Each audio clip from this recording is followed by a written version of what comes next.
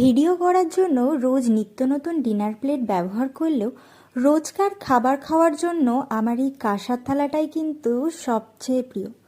এই থালাটা আমাকে দিয়েছিল আমার বড় মামা সেই অন্নপ্রাশনের সময়, আর সেই সময় থেকে এখনো পর্যন্ত বহাল তবিয়াতে সার্ভিস দিয়ে চলেছে এই কাঁসার থালাটা। আমি প্রায় 3 বেলার খাবারই এই থালাটাতে খেতে খুব পছন্দ করি।